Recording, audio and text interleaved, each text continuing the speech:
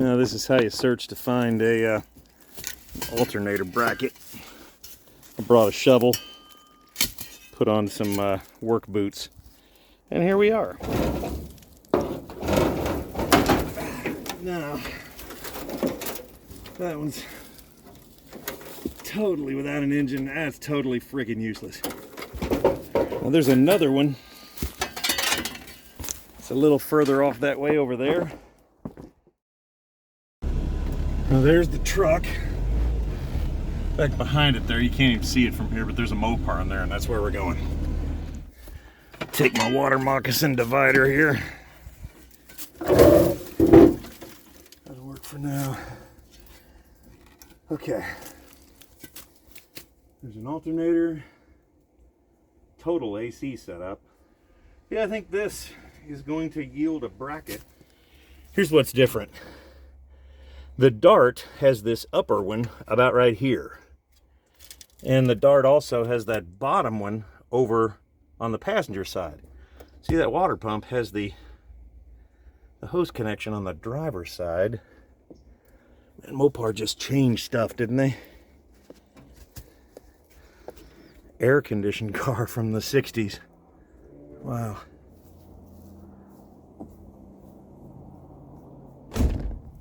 Well, hey, I guess as soon as this one charges up, I'll just drive it on out of here. I always like this body style right here. Just to make sure I'm working smart here, there's also a 318 in this van.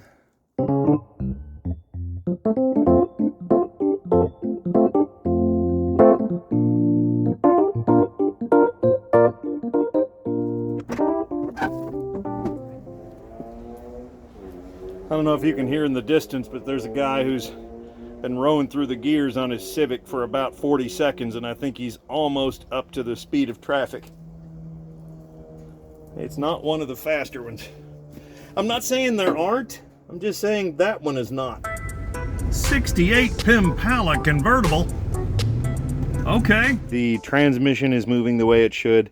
The drive shaft is moving the way that it should. The rear end is not, meaning that a couple of things are potential issues here. Either the drums are frozen or the center section. More often than not, it's the drums. And as you can see here, the wheels are smoked. So brought out my impact here, and I'm gonna see if I can get these apart. I'm gonna try working this bar back and forth, you know, getting toward the end of the bar and trying to put some leverage on it. Going to try to go back and forth several times, and then I'm going to start to beat the living hell out of this with a hammer. This may sound like a crazy idea, but I'm gonna go ahead and confirm that the emergency brake is off. One of the last things you want to do to a car that's going to sit for a while is kick on the emergency brake. Well, didn't look as if it was on. What I'm probably going to have to do is just from the backside, just do that. And only so much progress can be made that way because there's a real small lip here, and behind the lip is that backing plate. So if you just start beating on the back side of it, you're more often than not just hitting the backing plate, which is doing nothing at all. Maybe helping you break up some rust, but that's about it. I wonder if there's a puller. Because maybe if there was a puller that would remove a really big pulley or something, put the stud in the middle, put the clamps around the edge, maybe I could get it that way.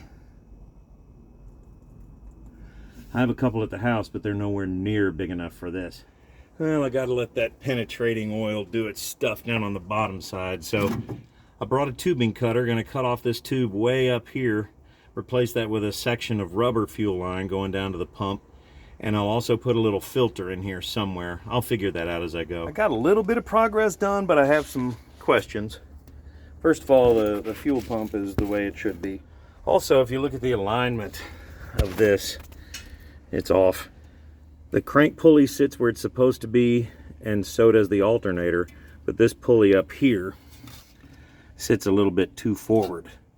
I don't know if there's another pulley that was maybe off the other engine, but it looks like I'm probably going back to that Ram van again and taking a pulley off of it. Nice! I know one thing for sure, I'm sure as heck not gonna complain. If I was not in a junkyard right now, every single time I needed a nut or a bolt or a hose or a clamp or a bracket or an alternator, I'd be heading right into town. And not only would I have to use the gas to get in and out of town, I would also have to buy those parts new when I got there. Junkyards kind of rule, dude.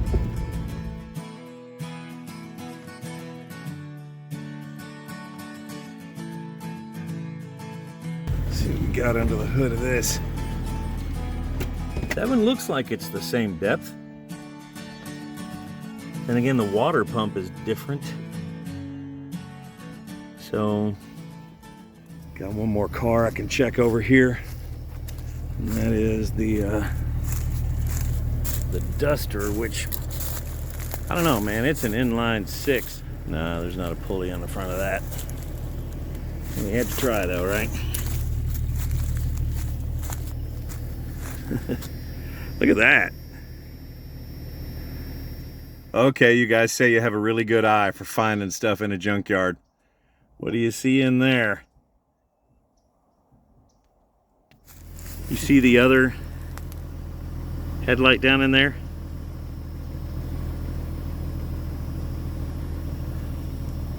That, my friend, is a Volkswagen Bug. Time to play a game of what's in the pile. Your first hint, those taillights. My dad used to have one of these.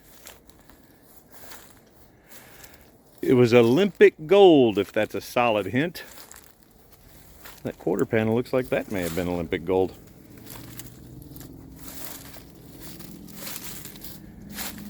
It's a Chevy for sure. Legendary 327. Well, no more. I'm thinking that's a Studebaker Lark, which is really weird because it's right beside another Stud. They are obviously just 100% gone. Nothing left. Up under there, in the middle, sandwiched, the first generation Corvair, which is 60 to 64. I'm assuming that door right there and all these components around it are the same thing. I've only found one item in this entire junkyard that was Camaro related. Yeah, see the rest of that Corvair right there? But this hood, it's a super sport hood that would have been a first generation Camaro, and it had hood pins on it. I would have loved to see what that was on back in the day, you know? But that's the only thing I've ever seen here. Has to do with the Camaro. Little white Corvair under the red one. Big old Lincoln.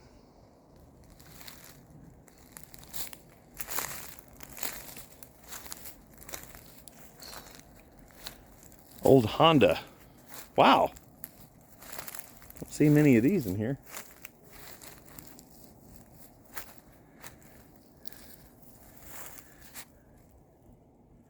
Rest in peace, my brother.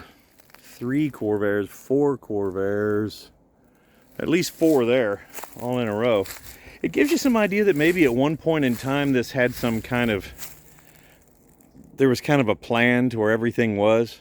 Then that just kind of went by the wayside after a while. This thing I'm standing on right here is solid steel.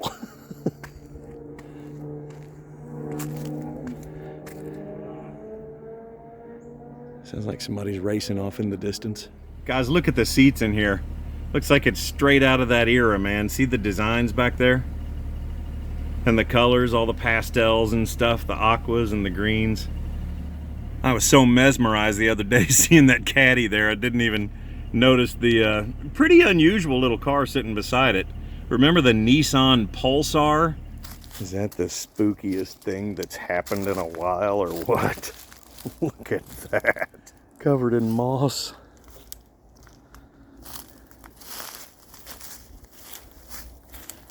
Holy crap. I've decided I have some pliers and some drill bits now. Well, not pliers, bolt cutters. And I'm gonna try to cut the backs off of the springs that hold the shoes in place. And I also bought a crowbar. So the drums are coming off today. Haven't figured out quite how, but it's a foregone conclusion that I will be drumless soon. This does not have the little holes in it so you can put bolts in and draw the drum outward. So the plan is I'm going to, I beat on this thing for like an hour yesterday and it was not coming loose. So watched a couple videos. They said you can come to the back and cut off the pin that holds the spring in place, if you know what I'm talking about. Cut that off and it may release the shoes if they're kind of frozen, rusted to this drum. So that's what I'm gonna do now. I kept smelling PB Blaster in my sleep all night. Took a shower and everything, but this stuff, man, when it gets down in you, when it is officially subcutaneous, that's definitely making progress. I think it may be stuck like I was suspecting on those, on the brake shoes. Oh. That made that side easier. Another trick for making this thing loosen up a little bit if you can't get at those is just remove that wheel cylinder. While it's not an endorsement, I don't get any kind of consideration for it. Whenever I have a car, I go ahead and write it down on my list of you can go into Rock Auto and save a list of, I think they call it My Garage or something. Go ahead and do that, because whenever they have some parts that are just for that car, and they're almost certainly going to be clearanced, you'll get a notification. And I'm talking, the parts are going to be crazy cheap too. I had a 66 Chevelle and I did that with it, and they sent me a notification saying, hey, we have some clearance parts, and I got every single part for the brake system on it. And I'm talking everything from drums to the hardware kit to the lines, the master cylinder, every little thing. And I mean, I had probably 15% of what it would have cost me if I was just buying it outright. It was unbelievably inexpensive. Speaking of unbelievably inexpensive, if I don't use these pliers, which I may not have to, then I'm going to take those. Oh yeah, we got movement now. If I don't use those pliers, I'm going to take those right back to Harbor Freight and get my money back. Then again, I'm still working on one side out of two, so don't want to get ahead of myself here. Oh, I'm bleeding. Good sign. Kerschmack. You notice all that stuff that goes down on the ground. That's stuff that was holding it in place. And every time you hit it, see, there is some movement in there now. It doesn't give me a whole lot of confidence, because in all honesty, even when this thing starts loosening up, I don't get the impression that the axle's loosening up. And that's the main thing, I have to get movable. Now this step may seem like I'm getting way ahead of myself, but I'm really not. What I'm doing here is basically cleaning this off, making sure there's no holes that would have leaked out all of its diff fluid out of there. And once I see there's not any obvious thing up here, I'm going to take out this plug here and you know, get inside there and make sure there's some fluid in it, because if this all came out of here, then and it's all bone dry in there, then there's like no chance of getting it moving. What I've done in the meantime is each drum, I've just lubricated the living crap out of it right where it slips onto the rest of the hub assembly there. So we'll see how that goes over the next couple of hours.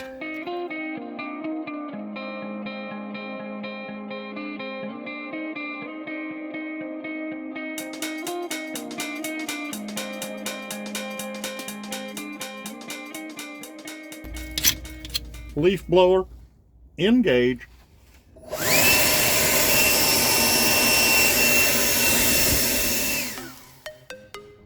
finally, after like weeks of screwing with this car, I finally have every single piece I need to put it together. I have the drums, I have the shoes, I have the hardware kit, I have the lines, I have the master cylinder, I have a radiator, every little frickin' part. So on the next video, we're gonna drive this damn car. Either that or I'll light an open field on fire because it has open exhaust. I'll try to come up with an answer for that before I do that. I'd rather not light the county. But the next video, you and I are going for a ride in the dark.